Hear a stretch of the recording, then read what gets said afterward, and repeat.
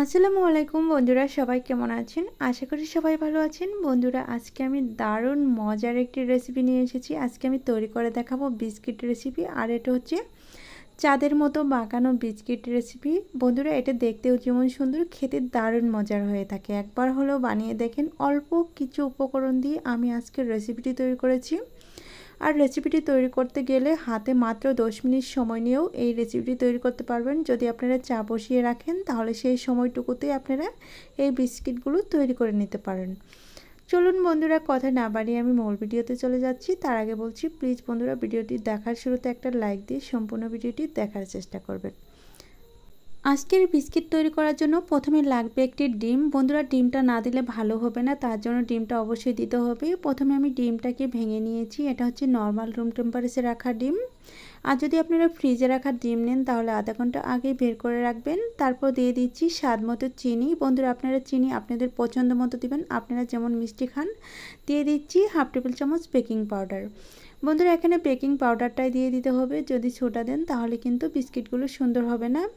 তারপর একটা কাঁটা চামচের সাহায্যে আমি ভালোভাবে সবগুলো উপকরণই ভালোভাবে মিক্স করে নিচ্ছি। বন্ধুরা, চিনিটা গলিয়ে ফেলার কোনো প্রয়োজন নেই, হালকা একটু চিনির আবরণ থাকলেও চলবে। এতে করে বিস্কিটগুলো খেতে দানা দানা লাগবে, খুব ভালো লাগবে। বন্ধুরা, এভাবে করে আমি 3 থেকে 4 মিনিট ভালোভাবে ফেটিয়ে নিয়েছি। আর চিনির দানাটা কিন্তু এখনও রয়ে গিয়েছে। বন্ধুরা, এখানে আমি অন্য অন্য উপকরণ এড করে দিয়ে দিব ময়দা। তার জন্য আমি একটা শাকনা নিয়েছি, আর এই শাকনা দিয়ে আমি ময়দাগুলো চেলে নেব। বন্ধুরা, চেলে নিলে ভিতরে যদি কোনো পোকা অথবা অন্য কোনো ময়লা আবর্জনা থাকে সেটা বেরিয়ে আসবে, আর ময়দাটাও অনেক বেশি সফট হবে। তো দেখেন বন্ধুরা, একটু চেলে নিচ্ছি। চেলে নেওয়া হয়ে গেলে আমি এখন এটা কাঁটা চামচের সাহায্যে প্রথমে নেড়ে চেড়ে মিশিয়ে নিব। বন্ধুরা, আমি যখন এই মিশ্রণটা তৈরি করছি তখন কিন্তু এখানে কোনো রকম তেল অ্যাড করিনি। তেল দেওয়া যাবে না। এই বিস্কিটগুলো তৈরি করার সময় অবশ্যই তেলটাকে দূরে রাখবেন। যখন আমরা ভেজে নিব তখন শুধু তেলের প্রয়োজন পড়বে। বন্ধুরা, দেখেন আমি এভাবে করে নেড়ে চেড়ে ভালোভাবে মিশিয়ে নিচ্ছি। বন্ধুরা, প্রথমে এখানে পানি অথবা দুধ কোনোটা অ্যাড করা যাবে না। প্রথমে দেখতে হবে আমি যতটুকু মিশ্রণ তৈরি করেছি। আর এখানে 1.5 কাপ ময়দা দিয়ে দিচ্ছি। এতে করে দেখি ডোটা কেমন হয়। আমি একটু হাত দিয়ে ভালোভাবে মাখিয়ে নিব। বন্ধুরা, আমি এখনই বলে দিচ্ছি, যখন আমরা এই ডোটা তৈরি করতে যাব তখন যদি অতিরিক্ত টাইট হয়ে যায় তাহলে আপনারা চাইলে একটু লিকুইড দুধ অথবা হালকা একটু পানি দিয়ে ডোটাকে সুন্দরভাবে তৈরি করে নিতে পারেন। বন্ধুরা, আমি এখন এই যে দেখাচ্ছি অনেকটা ঝুরঝুরে লাগছে। যখন আরও 2-3 মিনিট এভাবে করে মাখাবো তখন কিন্তু এরকম অবস্থায় চলে এসেছে। দেখেন বন্ধুরা, আপনারা যদি এই মাখানোর সময় অতিরিক্ত ঝরঝরে দেখেন তাহলে 1 টেবিল চামচ পানি দিয়ে দিতে পারেন অথবা 1 টেবিল চামচ দুধও দিয়ে দিতে পারেন।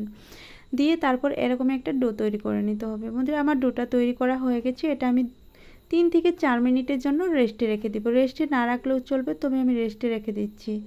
তারপর এই যে 4 মিনিট পর ফিরে এসে দেখাচ্ছি। এখন কিন্তু অনেকটা সফট হয়ে গিয়েছে। একটু হাত দিয়ে চেপে চেপে দেখাচ্ছি। এই যে দেখেন কতটা নরম হয়েছে। এখন আমি এটাকে তুলে নিব। তুলে নিয়ে তারপরে একটা বোর্ডের উপর তুলে নিব। বন্ধুরা, আপনারা এই নাস্তা বা বিস্কিটটা তৈরি করা দেখেন, একেবারে সহজ আর খেতে অনেক মজার হয়ে থাকে। আমি যতটা ভেবেছিলাম তার চেয়েও বেশি মজার হয়েছে। বন্ধুরা, এটাকে আমি একটা বোর্ডে তুলে নিচ্ছি। নেওয়া হয়ে গেলে হাত দিয়ে একটু ডলে ডলে আবারও মিশিয়ে নিচ্ছি। দেখেন যত মিশাবেন তত সুন্দর হবে। আর ডোটা কতটা নরম হয়েছে দেখেই বুঝতে পারছেন। এভাবে করে ভালোভাবে মিশিয়ে নেওয়ার পর এটাকে গোল শেপ দিতে হবে। দিয়ে তারপর এর উপর হালকা একটু ময়দা দিয়ে সুন্দর একটা রুটি বেলে নিতে হবে। তো দেখেন বন্ধুরা, গোল শেপ দিয়ে তারপর আমি হালকা ময়দা দিয়ে এরকম করে নিয়েছি। তারপরে একটা রুটি বানানো বেলনা দিয়ে বেলে মিডিয়াম সাইজের একটা রুটি করে নিব। যে রুটি একেবারে মোটাও হবে না আবার অতিরিক্ত পাতলাও হবে না। আপনারা দেখতেই পারবেন আমি রুটিটা কেমন করে বেলে নিচ্ছি। বন্ধুরা, দেখেন এখনও কিন্তু ভিতরে চিনির দানাটা রয়ে গিয়েছে। তো বন্ধুরা, আমার রুটি বানানো হয়ে গিয়েছে। এখন একটা গ্লাস নিয়েছি স্টিলের।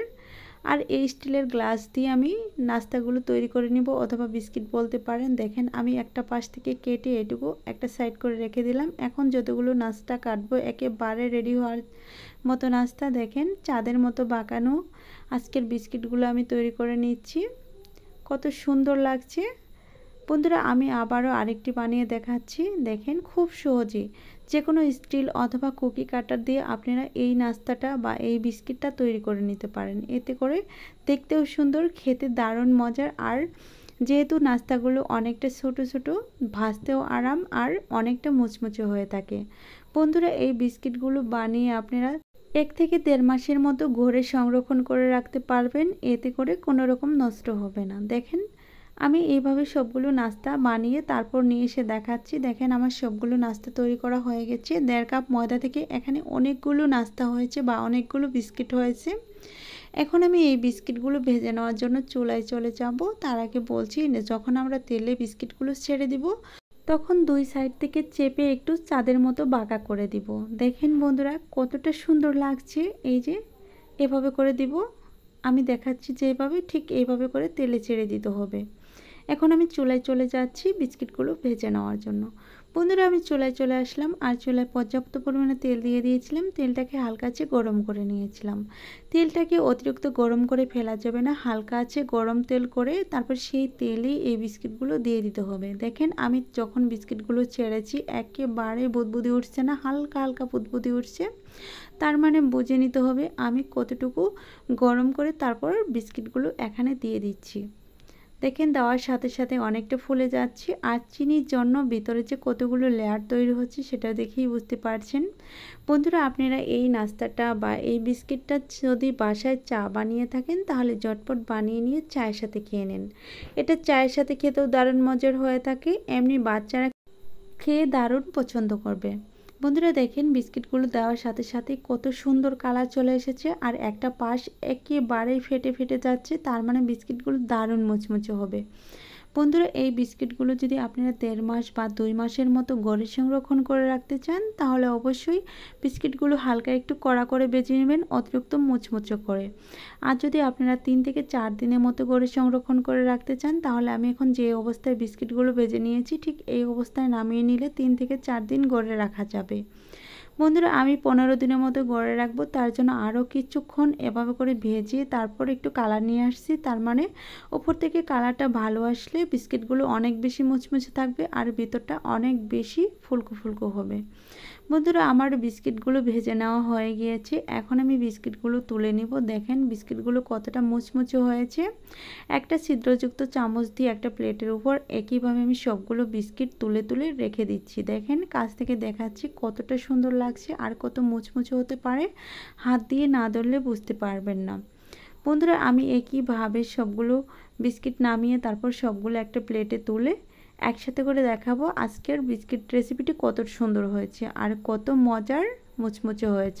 বন্ধুরা এখন আমি বিস্কিটগুলো ভেঙে দেখাবো, আর যতক্ষণে বিস্কিটগুলো ভেঙে দেখাবো ততক্ষণে বলছি প্লিজ বন্ধুরা আজকের ভিডিওটি কেমন হয়েছে অবশ্যই কমেন্টের মাধ্যমে জানিয়ে দিবেন, আর ভালো লাগলে চ্যানেল সাবস্ক্রাইব করে রাখবেন, তার সাথে পাশে থাকা বেল বাটনটি অন করে রাখবেন আমার চ্যানেলে ভিডিও সবার আগে পাওয়ার জন্য। দেখেন ভিতরটা কতটা মুচমুচে হয়েছে আর কত ফুলকো ফুলকো হয়েছে। বন্ধুরা 2 থেকে 3 মাসের মতো ঘরে সংরক্ষণ করে রাখতে পারবেন যদি আপনারা আরেকটু কড়া করে ভেজে নেন। বন্ধুরা আজ এ পর্যন্তই, কথা বলতে বলতে বিদায় নেওয়ার পালা। আজ এ পর্যন্তই, ভালো থাকবেন, সুস্থ থাকবেন, আল্লাহ তাআলার কাছে এই কামনা করে বিদায় নিচ্ছি। পরবর্তীতে আবারও নতুন কোনো রেসিপি নিয়ে দেখা হবে, ততক্ষণে সবাই অনেক বেশি ভালো থাকবেন, অনেক বেশি সুস্থ থাকবেন। এই বলে বিদায় নিচ্ছি। খোদা হাফেজ।